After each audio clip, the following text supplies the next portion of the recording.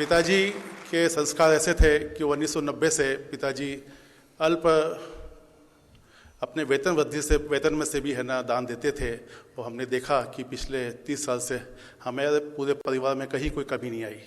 तो उसी का एक निमित्त मात्रा में छोटा सा एक अंश के रूप में मैं भी अपने स्वामी जी को, संगठन को, संस्था को यथासंभव मदद करता हूँ।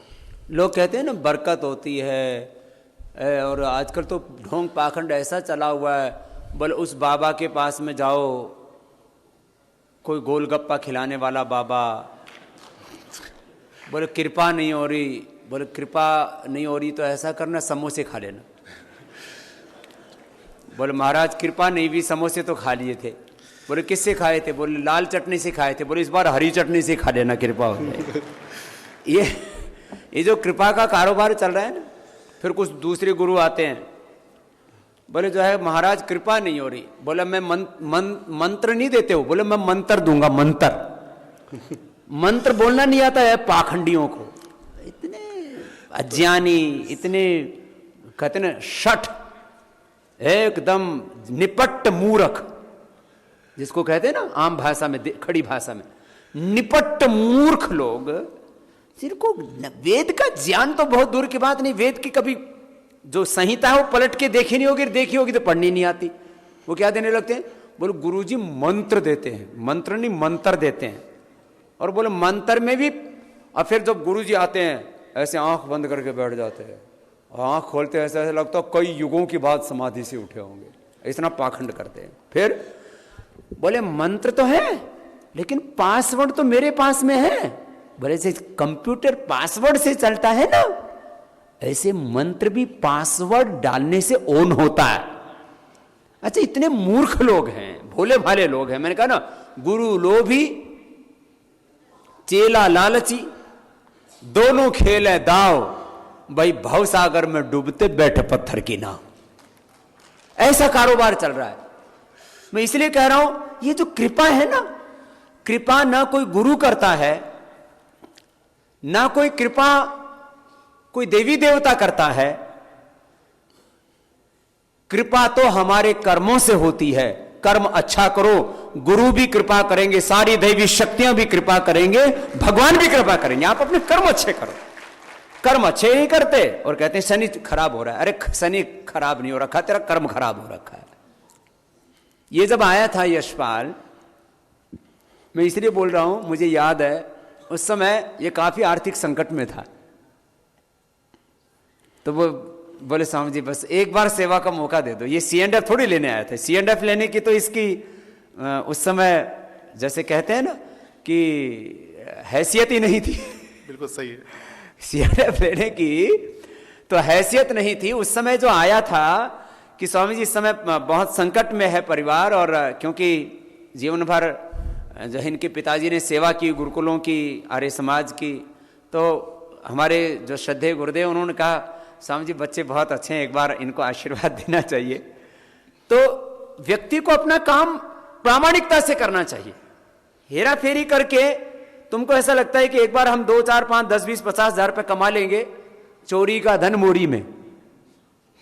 बच्चे बीमार होंगे, पति बीमार होगा, पत्नी बीमार होंगे, माता पिता को हार्ट अटैक होगा, किसी को कैंसर होगा, सब खत्म हो जाएगा। जो गलत काम करते हैं उनके पैसे में कोई बरकत नहीं होती है। आदमी राजी हो लेता है थोड़ी देर के लिए, मैंने कमा लिया। आपको बरकत होगी, आपके जीवन में समृद्धि आएगी। मैं आपको विश्वास दिलाता हूं, मैं तुम्हारे सामने बैठा हुआ इस बात को जैसे कहते हैं पूरी प्रामाणिकता से कह रहा हूं। ये 100% गारंटेड बात है, ये साइंटिफिक बात है, ये यूनिवर्सल बात है कि आप अपने काम को पूरी ईमानदारी से करो, पुरुषार्थ में कोई कसर नहीं छोड़ो, और मर्यादा का एक बार भी अतिक्रमण न करो। जो जहां ये आज हमारा भाई यशपाल पहुंचा है, वही यश आपको भी मिलेगा। शुरू किया था तो इसके पास में लाख रुपए की कमाई नहीं थी महीने की, आज ये 100 करोड़ का टर्नओवर कर रहा है। कोई पाखंड से नहीं कर रहा है, पवित्रता से कर रहा है।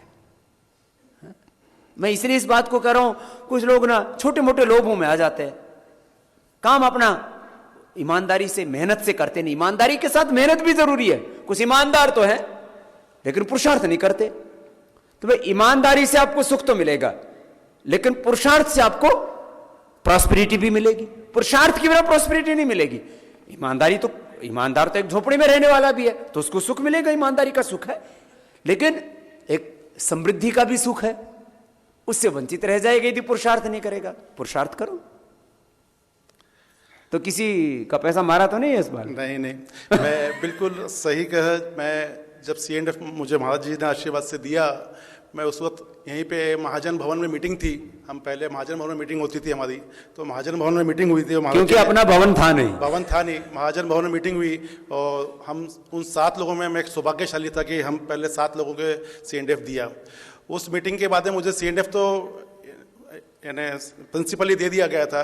तो मैं यहाँ से अपने सपरिवार, शिमला का मेरा टूर था, मैं शिमला निकल गया गाड़ी से। शिमला के रास्ते पे था तो आदरणीय भाई भरत जी का फ़ोन आया कि आपको CNF दे दिया गया है, उसका इतना इतना आपको व्यवस्था रकम की करनी पड़ेगी। मैं आप लोगों से इसलिए शेयर करना चाहता हूँ, जो महाराज जी ने कहा बिल्कुल सही कहा। जो रकम मुझे बताई गई वो तो मैं उस वक्त कभी सोच भी नहीं सकता था। मैंने अपना शिमला टूर वापस किया, और वापस मैं दिल्ली आया और दिल्ली से नागपुर गया, और रास्ते भर मैंने अपने जितने भी परिचित लोग थे और जितने भी अपने दोस्त थे, अपने सगे संबंधी थे, उनसे किसी से 25,000, किसी से 50,000, किसी से 1 लाख, जो यथासंभव हुआ हाथ जोड़ के लिया, और हाथ जोड़ के मैंने वापस किया। और आज जो मैं जिस जगह खड़ा हूँ, मैं सिर्फ और सिर्फ स्वामी जी और इस संस्था के कारण खड़ा हूँ। तो ये सच्चाई है जो स्वामी जी कहा है कि हाथ जोड़ के मैं लिया, और उनको 3 महीने, किसी को 6 महीने, किसी को साल भर के अंदर इस दिया। और मैं महाराज जी ये बताना चाहता हूँ कि नवंबर तक के मेरे CNF की बिक्री 100 करोड़ से ऊपर हो गई है, आप लोगों के सबके सहयोग के कारण। और मैं इस वर्ष 160 करोड़ का मेरा टारगेट है, वो मैं निश्चित ही पूरा करूंगा, ये मुझे पूरा विश्वास है। मैंने अपने स्टाफ को लेके, अपने मार्केटिंग टीम को, कि मुझे 15 करोड़ का हर महीना, अभी 4 महीने बचे हैं, दिसंबर, जनवरी, फरवरी, मार्च, 4 महीने 15 करोड़ से नीचे होना नहीं चाहिए, क्योंकि ये हमारे सीजन का समय है। सबसे महत्व के ये 4 महीने हैं, और मैं विश्वास दिलाता हूँ कि आपका आशीर्वाद होगा, और हम सबकी ताकत बन के हम उसको पूर्ण करेंगे महाराज जी। और 160 करोड़ के नीचे मैं किसी भी हालत में इस साल नहीं जाऊँगा, ये मुझे विश्वास है, और आपको भी मैं विश्वास दिलाता हूँ महाराज जी। अब हमारे जैसे यशपाल खड़ा है यहाँ, मैं इसलिए बोल रहा हूँ, हमारे सारे SD बैठे हुए हैं, 60 SD हैं, सब 100 करोड़ का करो तो हो गया 6,000 करोड़। 6,000 करोड़ से ज्यादा हो जाएगा।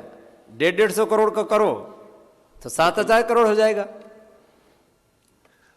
तो ये डाबर ने तो पूरे देश के करोड़ों लोगों के शेयर के पैसे लेकर के इतनी समृद्धि प्राप्त की है, तुम डाबर को तो एक साल की छलांग लगा करके पार कर जाओगे। और वो कितना सैकड़ों करोड़ रुपए का विज्ञापन देते हैं विदेशी कंपनियां। ये चलो, ये तो हिंदुस्तान की कंपनी का मैंने उदाहरण दिया।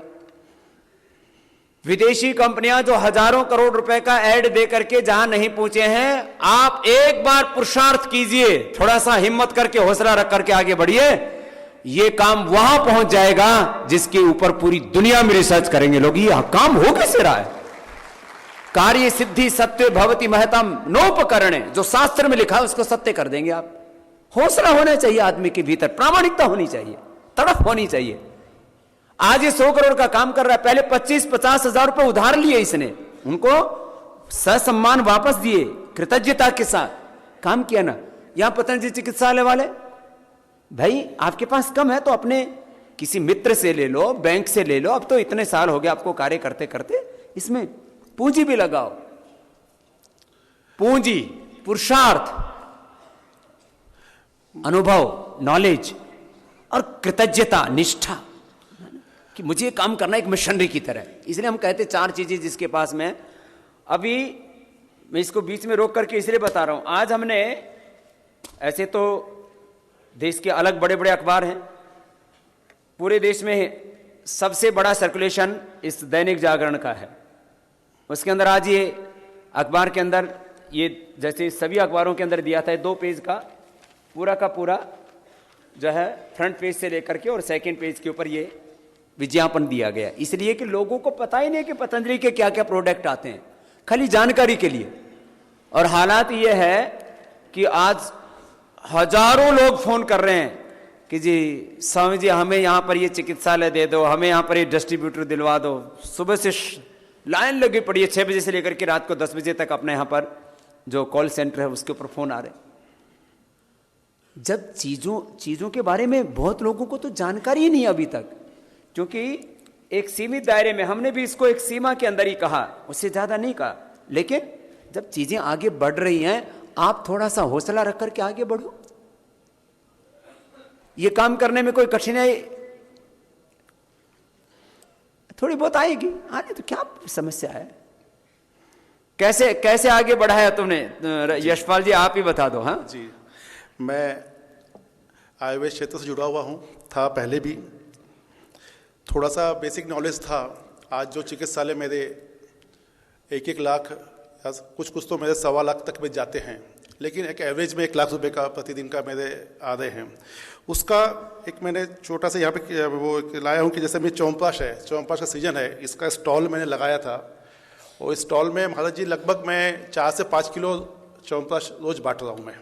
भले उसमें कोई ले ना ले, लेकिन बंटवा रहा हूँ मैं चम्मच से, 10-10 ग्राम, 5-5 ग्राम जो भी है, जो भी आता है इनके यहाँ चिकित्सालय में। तो ये 5 किलो च्यवनप्राश तो खिलाने में दे देते हैं। 3 सेंटरों पे ऐसे स्टॉल लगे हुए हैं, और ये स्टॉल्स की कीमत भी लगभग 5 से 6 हज़ार रुपये एक स्टॉल की कीमत है। तो जो भी लगभग 200 से 250 पेशेंट या कस्टमर्स जो आते हैं उसको हम खिलाए जाते हैं। तो एक तो ये है, हमें एक तो मैं महाराज जी इसमें थोड़ा सा ये भी बताना चाहता हूँ कि च्यवनप्राश का तुमने अलग से स्टॉल सा लगाया हुआ? स्टॉल से ज़्यादा खाया महाराज जी, दुकान के सामने कैनोपी बोलते हैं उसको। तो हमें इसको बढ़ाना कैसे है, हमें ये बढ़ाना है, इस तरह से इसको काफ़ी हमें मेहनत करनी पड़ती है। मेरी धर्मपत्नी स्नेहलता इसमें मुझे बहुत सहयोग देती है। डिस्प्ले, जो महाराज जी कहते हैं, आदरणीय राकेश जी ने कहा, डिस्प्ले हम लोग नहीं दिखा पाते हैं, हम अपना आइटम्स का डिस्प्ले नहीं कर पाते हैं, आइटम को नीचे छुपा कर रखते हैं। सामने में क्या रखा है, आसवरिष्ट, चूरन, ये तो नीचे रख लीजिए, आप ऊपर दिखाइए वो जो आदमी को पता नहीं है। आज भी लगभग हम समाज में जाते हैं और उनको बताते हैं कि हमारे दंत कांति आती है, पेस्ट आती है, शैम्पू आती है, अच्छा ये भी आता है आइटम, ऐसे अधिकतर लोग पूछते हैं। क्यों? क्योंकि हमने उनको यहाँ तक सीमित कर दिया है कि हमारे पास तो सिर्फ दवाइयाँ हैं, रोगों के निदान है। तो हम ये जो फूड आइटम्स हैं, जनरल आइटम्स हैं, कॉस्मेटिक्स हैं, ये हम नहीं बता पा रहे उनको, हम उनको डिस्प्ले नहीं कर पा रहे। महाराज जी ने कल भी कहा यूएसपी, यूएसपी का मतलब क्या है, यूएसपी का हमारा यूनिक सेलिंग पॉइंट क्या है, हमारी विशेषता क्या है। तो हम उसकी जो विशेषता है, हमारी यूनिक सेलिंग पॉइंट, वो हम उस तक नहीं पहुंच पा रहे हैं। जैसे बिस्किट है तो उसमें आटे के बने हैं, मैदा नहीं है। हमारी सोन पापड़ी है, उसमें है ना मैदा नहीं है। हमारी मेहंदी है, उसमें केमिकल्स नहीं है। या जो भी उद्देश्य है संस्था का, वो ये है कि अच्छा स्वस्थ चीज़ हम प्रदान करें समाज को। तो ये हमारी यूएसपी है, हम इसको हमारे समाज तक के हमारे कस्टमर को हम नहीं पहुंचा पाते हैं। तो एक तो है ना, इसको बताइएगा, अधिक से अधिक लोगों को शेयर करिएगा। इसमें एक पैम्पलेट्स भी हैं जो संस्था की ओर से तो आ रहे हैं, हम भी अपनी तरफ से ऐसे पैम्पलेट्स देते हैं कि जो इसमें अधिक से अधिक ओपन मार्केट के आइटम्स मालूम पड़ते हैं। इसका कॉस्ट लगभग 80 पैसा एक इसका आता है, तो इसमें लगभग 70 से 80 आइटम आ जाते हैं। तो ऐसे बांटेंगे तो निश्चित है ना उसका लाभ हमें मिलेगा। डिस्प्ले अधिक से अधिक करिए। हमारे स्टाफ को, जो हमारा स्टाफ है उसको, वो हमारी रीढ़ है, उसको ना भूलिए। क्योंकि मैं तो हर जगह नहीं जा पाता हूँ, फिर भी मेरा सेल इतना क्यों आ रहा है, उसको इंसेंटिव, उसका रिकॉग्नाइजेशन, उसकी मान्यता जब तक आप नहीं दोगे तो वो आपके लिए कार्य नहीं कर पाएगा। तो उस स्टाफ को इतना ट्रेन करिए कि हर महीने उसको मीटिंग करिए। हमें नए आइटम आते जाते हैं, उसकी क्या खासियत है हमें जानकारी नहीं है। हमें जानकारी है तो हम डॉक्टर से पूछ सकते हैं, संस्था से पूछ सकते हैं, लेकिन उसका स्टडी नहीं है हमारे पास, तो हम उसको बता नहीं पाते, प्रेजेंट नहीं कर पाते। इस कारण से भी हम लोग है ना कई चीज़ों को आगे नहीं रख पाते हैं, ला नहीं पाते हैं। तो स्टाफ को अच्छे वेल मैनर्ड रखिए, वेल ड्रेस्ड रखिए और उनको इंसेंटिव दीजिए कि ये जो कार्य हम कर रहे हैं इसमें आपका भी योगदान है। मैं प्रति वर्ष लगभग मेरे साथ में यहाँ पे कई लोग हैं, उनको पता भी है, लगभग 10 से 15 लाख रुपए इसी चीज़ पे खर्च करता हूँ हर स्टाफ के लिए। अभी 25 और 26 जनवरी को मैं नासिक उनको लेके जा रहा हूँ सिर्फ पिकनिक के लिए। पिछले बार हैदराबाद भी ले गया, महाबलेश्वर भी ले गया, शेगांव भी। तो एक ये उनकी इच्छा थी हैदराबाद आने की, मतलब महाराज जी के होगा आशीर्वाद तो हम वहाँ भी लेके चलेंगे, क्योंकि अभी यहाँ कोहरे का समय रहता है। तो एक रिकॉग्नाइजेशन स्टाफ का। दूसरा, हमें ये जानकारी होनी चाहिए कि अभी सीजन किस चीज़ का है, च्यवनप्राश का है, तो च्यवनप्राश को प्लेसमेंट कैसे करना है। हम च्यवनप्राश का सीजन है, उसके हम 1 डब्बा लगा देते हैं, 2 डब्बे लगा देते हैं, तो उससे उसको मालूम नहीं पड़ता है। अगर वही हम 2 डब्बे की जगह 2 रैक में लगा देंगे तो उसको विजिबिलिटी, जैसे कल भाई राकेश जी ने कहा कि विजिबिलिटी, आई विजिबल होना चाहिए। आपने ऊपर रख रखा है, उसको ध्यान ही नहीं जा रहा है, आपका कोई मतलब नहीं था उसका। विजिबल होना चाहिए और उसको ये लगना चाहिए कि ये च्यवनप्राश के 2 काले क्यों हैं। अच्छा, आपका च्यवनप्राश भी आता है क्या? ऐसे लोग भी पूछने वाले हैं आज की तारीख में, ये क्यों है? क्योंकि हम पहुंच नहीं पाए वहां तक के। महाराज जी तो अपने लेवल पे, संस्था अपने लेवल पे एडवर्टाइजमेंट कर रही है, लेकिन हम लोकल लेवल पे उसको नहीं पहुंचा पा रहे हैं। तो इस तरह से उसको है ना प्लेसमेंट करिए। आप उसको 1 महीना 2 महीना आप च्यवनप्राश की जगह अलग बना दीजिए ना, बाकी आइटम को आप बाजू में रख लीजिए, तो च्यवनप्राश दिखेगा उसको फुल, तो उसको एकदम ध्यान जाएगा। जिसको नहीं भी आता है उसको ध्यान जाएगा। तो ये कमिटमेंट है टूवर्ड्स अवर आइटम्स। हमारा विश्वास होना चाहिए कि हम 100% सही हैं। छोटी छोटी बातों को लेकर हम बैठ जाते हैं कि उसमें ये है वो है, ये तो हर कंपनी में होती है। हमारी कंपनी में तो नेग्लिजिबल है, हमारी कंपनी में तो बिल्कुल नहीं है, और थोड़ी बहुत है तो वो बहुत नेग्लिजिबल है। उसके लिए हम ना पॉजिटिव अप्रोच रखें। हम रोते रहते हैं हमेशा, ये बाल नहीं मिलता, ये शॉर्ट आ गया, वो आ गया, उसमें एक ट्यूब कम हो गई। इस बात के पीछे ना चल के पॉजिटिव अप्रोच रखें कि जो संस्था हमारे लिए कर रही है हम उसके लिए क्या कर रहे हैं। हमारा अप्रोच हमेशा, अधिकतर देखता हूं मैं नेगेटिव बातें, हम मीटिंग में बैठते हैं नेगेटिव बातें। आज 262 रुपए की योग संदेश आती है, 565 रुपए की चिकित्सालय को आती है। यहां अधिकतर क्या बात होगी जी, योग संदेश लेट आती है 26 तारीख को, 20 तारीख को आती है। हम रोज का चाय का खर्चा 300 रुपए कर डालते हैं, क्या हम संस्था के लिए वो फ्री में नहीं बांट सकते हैं? बच गई तो मैं अपने संस्था में, मैं अपनी दुकानों में जब तक जो बिक गई, जो नहीं बिकी उसको फ्री बांट देता हूं। इस तरह से हम क्या कर रहे हैं? इस तरह से हम अपनी संस्था के उद्देश्य को, संस्था के प्रिंसिपल्स को हम गांव-गांव तक, शहर तक के हर व्यक्ति तक पहुंचा रहे हैं। तो हम निष्पक्ष, यानी हम जो अप्रोच है हमारा पॉजिटिव होना चाहिए कि संस्था हमारे लिए बहुत कुछ कर रही है, हमें उसके, आज आप देखिए पिछले 2 दिन से स्वामी जी खुद यहाँ पे 12-12 घंटे 14 घंटे आपके लोगों के लिए दे रहे हैं। आप लोगों का, हमारा सबका एक डिस्ट्रीब्यूटर के लेवल पे आप लोगों को लाकर बिठा दिया है। जो डिस्ट्रीब्यूटर कमीशन देते थे वो आप लोगों को पास ऑन कर दिया है। ये कितना बड़ा है, ये तो मैं अभिनंदन करना चाहता हूं अपने सभी की तरफ से कि स्वामी जी ने पिछले 1 साल से हम लोगों को डिस्ट्रीब्यूटर बना दिया एक तरह से, और पूरे चिकित्सालय को 5% का है ना लाभांश अधिक दे दिया है, आरोग्य केंद्र को 3% दे दिया है। इससे संस्था को आर्थिक मूल्यांकन किया जाए तो जो आप लोगों को चिकित्सालयों को जो पहले दे रहे थे उसमें और अब में संस्था को 100 करोड़ रुपए का अतिरिक्त बोझ पड़ा है, 100 करोड़ का। और ये सब करने के बाद किसी को तो यही नहीं लग रहा कि कुछ किया है संस्था ने। जो मिल गया वो हमारा अधिकार, और जो नहीं मिला उसको प्राप्त करने की इच्छा। तो ये देखिए आप संस्था ऐसा हमारे नहीं लिए क्या सोचना करती है? चाहिए। बिल्कुल सही है। आज 1 साल से, 2 साल 3 साल पहले जब ओपन मार्केट चालू हुआ था तो हर किसी के मन में भय की वातावरण था। मैं ही शायद एक ऐसा इंसान था कि जो ये कहा कि स्वामी जी अच्छा होगा। आज उस मुकाम से हम देखिए आगे निकल गए हैं। आज हर चिकित्सालय, आरोग्य केंद्र 90 से 99%, 95% प्लस चल रहा है।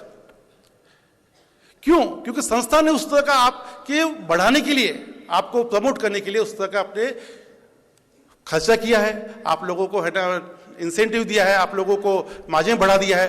तो मैं पुनः एक बार स्वामी जी का अपने सभी चिकित्सालय और आरोग्य केंद्र से अभिनंदन करता हूं और उनका धन्यवाद करता हूं कि उन्होंने हम लोगों को स्वयंबल तो बनाए हमें शक्ति प्रदान किया। आज आप देखिए, कल आपने देखा कि हमारा जो खर्चा था 20,000 रुपये का डॉक्टर का, उसका भी आधा स्वामी जी ने दे दिया। तो इसके लिए मैं उनको सभी के ओर से ना धन्यवाद देता हूँ कि आज स्वामी जी हमारे लिए कितना सोच रहे हैं। तो क्यों ना हम संस्था के लिए सोचे। आज कल बताया स्वामी जी लगभग 50 से 60 आइटम नए आ रहे हैं। तो आइए भाइयों बहनों, मैं आपसे भी दोनों करता हूँ कि हम उन आने वाले समय में जब हमें ये 60 आइटम 100 आइटम आएंगे तो हम अभी से अपनी तैयारी करें, अपना इंफ्रास्ट्रक्चर, अपना फाइनेंस, अपनी जगह, इस चीज को इतना सुदृढ़ बना लें कि आने वाले समय पर संस्था को हमारा कोई साथीदार ढूंढने की नौबत ना पड़े। नहीं तो कहीं हम पीछे हो जाएंगे तो ये मौका कभी दोबारा नहीं आएगा। आज हर आइटम लगभग हर महीने 2 आइटम 5 आइटम नए आते हैं। तो डिस्प्ले करिए, आपका बोर्ड है उसको अच्छा बनाइए। अभी न्यू साइन के बोर्ड आ गए महाराज जी, मेरे 3-4 दुकानों में न्यू साइन का बोर्ड है, उसके पीछे 1-1 लाख से 1.5 लाख रुपए खर्चा है। लेकिन वो ऐसा है कि आदमी वहां से गुजरेगा तो उसकी निगाह जाएगी ही।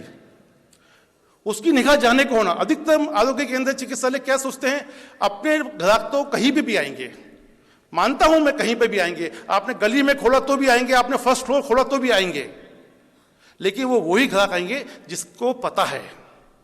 हमें वो ग्राहक नहीं चाहिए, हमें वो ग्राहक तो हमारे हैं ही, हमें वो ग्राहक चाहिए जो आम आदमी है, जो आम आदमी जा रहा है रास्ते से, उसको दिख रहा है तो वो भले आज ना लेगा, कल लेगा, परसों लेगा, लेकिन कभी ना कभी लेगा। ऐसे मल्टीपल होते। मैं आपको विश्वास दिलाता हूं, मेरे हर दुकान में फुटफॉल, जो रोज के आने के आदमी, वो कम से कम 800 से 1000 होते हैं। उसका कारण एक ही है कि मेरी हर दुकान बहुत ही प्रामाणिकता और एकदम मौके पे है। ऐसी दुकान है, वैसी रोड है, फुटपाथ है। उस आदमी को समय नहीं रहता, किसी के पास आज समय नहीं है कि गाड़ी खड़ी करे, फर्स्ट फ्लोर पे जाएगा, अंदर गली में जाएगा। उसको मालूम है कि यहाँ गाड़ी खड़ी किया, 2 चीज लिया, चल देगा आगे। तो ये लोकेशन आज हमें लगता है कि 40,000 रुपये किराया क्यों दे, 25,000 रुपये किराया क्यों दे, 50 लाख की दुकान क्यों खरीदे। ये आपका इन्वेस्टमेंट है। दुकान ऐसी जगह लीजिए जहां पे आदमी को सुविधा हो, सहूलियत हो। डिस्प्ले ऐसा करिए कि है ना, आदमी की निगाह जाए उसकी तरफ। मैं अगले बार आऊंगा या अभी कभी आऊंगा तो जरूर महाराज जी को फोटोज दूंगा। इतने अच्छे सुंदर डिस्प्ले किए हैं। ये ओपन मार्केट के जो आइटम्स हैं, जो सुपर बाजार है, इस तरह की 2 दुकानें मैंने कर रखी है। उसमें भी जैसे कोल्हापुर वाले भाई को भी हुआ, मुझे भी 30 से 40% का उसमें फायदा हुआ। कारण क्या कि लोगों को मालूम पड़ा। और अभी कुछ दिनों बाद में एक 2000 फुट की, महाराज जी को मैंने कहा भी था, 2000 फुट का एक मैं पतंजलि सुपर बाजार लगा रहा हूं। और शायद वो स्वामी जी के आशीर्वाद होगा तो उनके हाथ से उद्घाटन करने की कोशिश करूंगा मैं, तो 2-3 महीने में होगा। तो आइए भाइयों बहनों, हम इस स्वामी जी के मिशन में जुड़े और अधिक से अधिक अपने आप का भी भला करें, समाज का भी करें, और संस्था का और महाराज जी का जो मिशन है उसको पूरा करें। महाराज जी, आपने मुझे बोला, इस लायक समझा, मैं आपका कृतज्ञ हूँ और आपका ऋणी हूँ। ओम।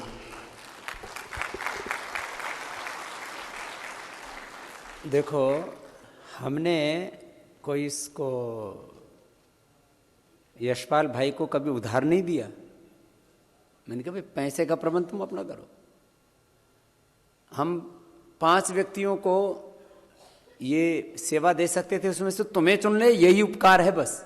इसको ही कृतज्ञतापूर्वक स्वीकार करो, बाकी अपना काम खुद करो।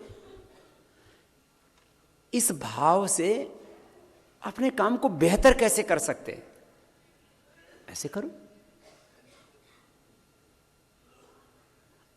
जो गलत हो रहा है, जो कहीं दोष है, कमी है, उसको ठीक करना चाहिए, मैं मानता हूं, लेकिन उसमें ऊर्जा प्रतिशत लगनी चाहिए हमारी 1%। हमारी ऊर्जा का 1% ही जो कुछ गलत हो रहा है उसको ठीक करने में लगना चाहिए। 99% हमारी ऊर्जा पॉजिटिव दिशा में लगे। और हम कैसे चीजों को बेहतर कर सकते हैं, जैसे बोला लोकेशन, इन्वेस्टमेंट, मैनेजमेंट, उसके पीछे पुरुषार्थ, अपना स्वयं का इन्वॉल्वमेंट जब तक नहीं होगा बात नहीं बनती है, कोई भी हो चाहे। कुछ हमारे ऐसे भी हैं, एसडी भी हैं, कुछ चिकित्सालय वाले भी हैं, बोले ठीक है ये सेवा बाबा जी के नाम से कर रखी है, देखते ही नहीं। ऐसा नहीं होता। इनकी पत्नी से लेकर के, परिवार से लेकर के बच्चे तक उसमें इन्वॉल्व है ना, इन्वॉल्व होना पड़ता है खुद, तब काम बड़ा और खड़ा होता है। यहां जितने भी एसडी बैठे हैं, इनमें से करीब करीब जो है, मैं देख रहा हूं 90% ऐसे हैं जिनको इस काम का अनुभव नहीं था, फिर भी उनको हमने सेवा दी। मैंने कहा ये कृतज्ञ व्यक्ति हैं, इनमें श्रद्धा है, निष्ठा है, ये करेंगे। तो आप लोग कृतज्ञता के साथ भाई यशपाल जी की तरह उसमें पूरे खोकर के समाहित होकर पुरुषार्थ भी करो और ऐसा काम करके दिखाओ। ये खाली श्रद्धेय आचार्य श्री या स्वामी रामदेव के यश का, प्रतिष्ठा का, उनकी महिमा का प्रश्न नहीं है। यह प्रश्न इस बात का है कि स्वदेशी का सपना तो देखा महात्मा गांधी के पहले और महात्मा गांधी के बाद के भी बहुत से महापुरुषों ने। महर्षि दयानंद आदि प्रणेता हैं इस स्वदेशी के अभियान के वर्तमान युग में। महर्षि दयानंद सरस्वती से लेकर के, स्वामी विवेकानंद जी से लेकर के, महात्मा गांधी जी से लेकर के और मैंने आपको कहा कि मेरा हो तन स्वदेशी, मेरा हो मन स्वदेशी, ये तो गीत ही पंडित राम प्रसाद बिस्मिल का है। उन सारे महापुरुषों ने सपना तो देखा, लेकिन व्यवहारिक धरातल पर इन बड़े बड़े विशाल काय एमएनसी से के सामने खड़े होने की कोई हिम्मत ही नहीं कर पाता था। यदि ये मुझ जैसा एक अदना सा फकीर इस काम के लिए खड़ा हुआ है तो आप सबकी ताकत लग जाएगी, तो इस विशाल काय महाराक्षस को भी ढा देंगे।